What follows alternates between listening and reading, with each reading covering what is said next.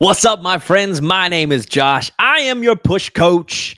And as I'm recording this live, we are winding down the year, about to jump into a brand new year. I'm so freaking pumped for. If you happen to be listening to this before New Year's Day, I know it's a small chance, but if you are, I am hosting a really powerful workshop on New Year's Day, teaching you how to build your six-figure plan for 2025. So if you happen to be listening to this before New Year's Day hits, check the links in the description. It's a pay what you want workshop, which is really cool. You can pay as little as $1, as much as $1 million, and be a part of this live event. Guys, there's nothing in the world like being with a group of powerful people and setting your goals and creating a roadmap together. As a life and performance coach, this is something that I work with all of my clients on, is creating this roadmap to your success. And every roadmap looks a little bit different, friends. This is so important. Every single person is on a different journey, has different skills, different strengths, different things that they're working with, different things that they're working against. So if you're not building like a custom roadmap, you're probably just following someone else's path. And I love this old quote that I've heard many times. I don't even know where it originated, but basically it says, some people climb the ladder only to realize the ladder was on the wrong house. And it's really, really, really important that you're not just climbing to climb, that you're not just following to follow, but that you're actually on like the path to where you want to be going in your life, in your business. So if you're able to grab that, would love to see you on live for that. But today, let's talk a little bit about emotional intelligence. This is something I actually spoke on in one of my groups this afternoon that I think is such a powerful and misunderstood thing. So, if you've never heard of emotional intelligence, probably most of you have. There's a really great book about it called Emotional Intelligence, and it kind of lays out the difference between what they call IQ, or what society calls IQ, and what they call EQ. So IQ is just the way your brain naturally works, collects information, remembers things. And some people have a high IQ, some people have a low IQ. And the reality is traditional schooling makes IQ a really big deal. Like, it's really important. But the reality is, based on some studies, this book says that people who have a higher IQ are only like 5 to 10% more likely to end up creating success in life. That's not very good chances. So having a higher IQ doesn't necessarily help you create more success. And when I say success, I'm talking about your career. I'm also talking about your health and your relationship. So we're not just talking about making more money. We're talking about literally having a more productive life. Okay. But what it says is that people who have a higher EQ, or emotional intelligence, are like 60 to 80% more likely to have better careers, have happier relationships, and better health. That's a really big difference. And here's the other really cool thing. Your IQ is something you're pretty much born with. There's not really anything you can do to change that. Your EQ is something that anyone can develop. Here's why I believe emotional intelligence is so important, because we as humans are emotional creatures. But what almost no one has taught us in our life is what these emotions even mean, what they represent, what they actually do. And this is one of the things that we teach on in our life coach certification, is that most of the time we're very, very aware of our emotions, but we really have no freaking clue where they came from, what triggered them. And what most people do, especially in business, but this really happens in all areas of life, is people are reacting and responding to the way they feel instead of responding with what they want. And so what can happen, I'll give you an example. You're messaging back and forth with someone. It's going so well. Everything is going awesome and amazing. And then out of nowhere, you send the details to this person for buying your product or joining your program or whatever that is. And out of nowhere, they just completely ghost you. How does that make you feel? In that moment, most people feel like, and I literally asked people on the call today, how do you feel? And people said, undeserving, unworthy. I feel upset. I feel frustrated. I question if I said something wrong. I question if I did something wrong. And everything was about self. What is wrong with me? What did I do wrong? Some of it was worth, some of it was strategy.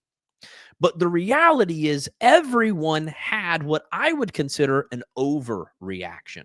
Okay. We're all going to react to things in life. That's very human. But emotions often cause us to overreact. We take something that is a level 1 or 2 problem and accidentally turn it into a level 8, 9, or 10 problem. And I don't know about you, but I would personally rather wake up and solve level 1 and 2 problems than level 9 and 10 problems. But here's the thing, our emotions cause us to overreact in a way that makes everything feel like an 8, 9, or 10 problem, which means we are literally spending every single day over exhausting ourselves to try to fix problems because we're over complicating everything that is happening because we are overreacting based on our emotions versus responding based on our logic, our character, our integrity, our values. In fact, saying that someone ghosted you is literally an overreaction because the reality is they just didn't respond yet. Like they just didn't respond yet. That's the only fact. The only fact that we're dealing with is we messaged them and they haven't responded yet. So when we say someone ghosted us, that is its own overreaction that makes us the victim, as if this person did something bad or wrong to us, when in reality, maybe they just got busy. When in reality, maybe they heard the information and they're just not interested. And maybe you didn't say anything wrong at all. They're just not interested. And they don't like to say no to people, so they just didn't respond. And that's not a big deal. It's really not. But we make it a big deal.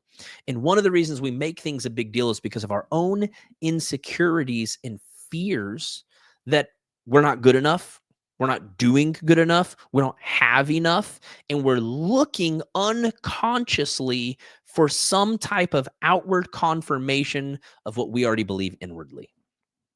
And so what happens, this is something we teach in our life coach certification, is that when we don't know how to process these emotions and work through them, we spend our whole life overreacting to things that have absolutely nothing to do with us, instead of controlling the things that do have something to do with us.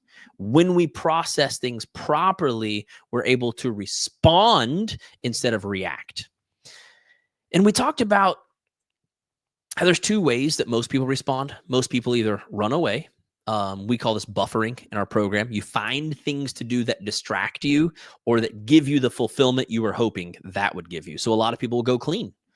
They'll go clean their house. Why? Because maybe you couldn't make a sale, but you can control cleaning your kitchen and then feel like you did something positive and feel good about yourself. In other words, you were looking for outward affirmation.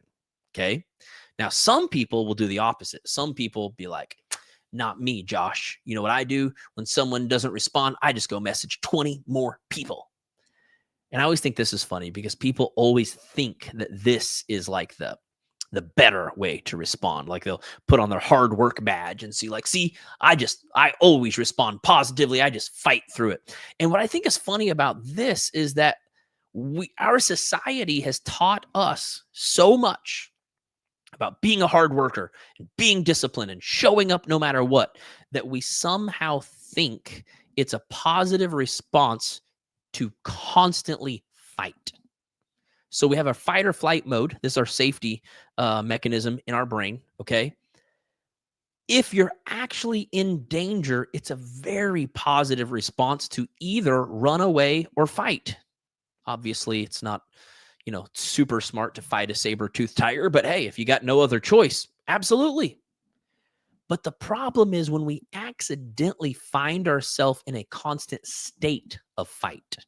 Sometimes we accidentally think this is good work ethic, when in reality, it's someone who is overly aggressive. And it's like the person who goes to the gym 4 hours a day instead of 1 hour a day. In other words, well, my body still doesn't look the way I want it to look, so I'm just going to spend another 2 hours here and try to fix it today. That's not a positive response either. Fighting or flighting, the fight or flight mechanism in our brain, neither one is a healthy way to live. Both of them are healthy ways to respond to actual life threats. But the problem that most people don't understand is that this is how our brain responds to any perceived threat. In other words, anything that feels like it could be danger, we instantly go into fight or flight. And some people that are fighters think that they're better than everyone else because they work hard and they do what they're supposed to do. The reality is sometimes they're just fighters who are now exhausted, who are now having trouble sleeping at night because they can't shut their brains down, who are now struggling with their relationships because when you spend all day fighting, you're absolutely exhausted and stressed and don't know how to have quality time with your family. You see, it's two opposite sides of the spectrum, and neither one are healthy. The reality is the only healthy approach is to properly process the emotions and then choose an aligned response based on who you are and what you want to create with your future. It doesn't mean that you wouldn't maybe go message some more people, but it means that you're not going to message more people to try to prove something or to show something or to make up for something. You're just doing it because that's what you decided was the right thing to do. And when we properly process and respond, what happens is we respond from this beautiful place that is more from a purpose than trying to prove something. In other words, an abundant energy instead of a scarcity energy. See, this person didn't message me back, so I'm just gonna message 20 more people. It's kind of a scarcity response versus this person didn't respond to me, and you know what? Maybe they're just having a bad day. Maybe they're just having a rough day. Not a big deal. I'm gonna go message some more people. See the difference in the energy there? One is a scarce, fight, prove. The other is a I'm just gonna go do what I believe is the right thing to do. So when you understand this, it changes your life. It really, really, really, really does. And that's, again, one of the reasons I'm so freaking passionate about the life coach certification that I run is it doesn't just churn people into powerful leaders, which it does. It doesn't just churn people into powerful mentors, which it does. It churns people into healthier, more resilient people who know how to process the shit that's being thrown at them every single day and work through it while still maintaining a healthy place with their mind, with their emotions, with their spiritual health, with their physical health. It is literally like I call it the universal leadership tool, but it's literally the key that unlocks your potential and helps you to unlock others. So I want to challenge you today to ask yourself, am I a fighter or am I a flighter? And what have I made that mean about me? And do I need to become better at processing what is happening to me and having a healthy response instead of assuming that I need to run away and get distracted or assuming that I should just punch my way through everything that comes at me? Neither one are healthy. Okay. Now, I would love so much if this interests you at all, I would love so much if you would go to joshcoates.com and just jump on the wait list for our next round of our life coach certification because it's coming up in just a few weeks. And here's what's really cool. When you join the wait list, you're going to get a free call with one of our master coaches so that you can get coached and see what that's like and see the power that that can have. And if it's awesome and you're interested in learning more, cool, you can learn more. If it sucks and you're like, that was stupid, cool, over. No big deal. No harm, no foul.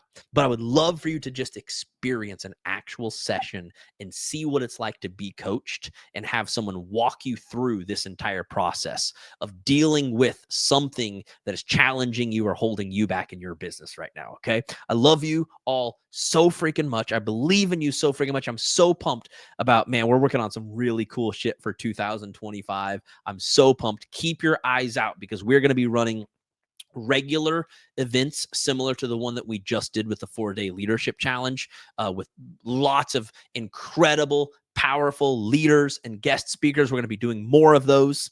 We're running our membership legacy leadership university. We're going to be running our life coach certification. And then of course our 6-figure inner circle for higher level leaders that want to get ongoing access to better systems, better marketing, and a community full of badasses that are literally flying that they can fly with. So I love you so much.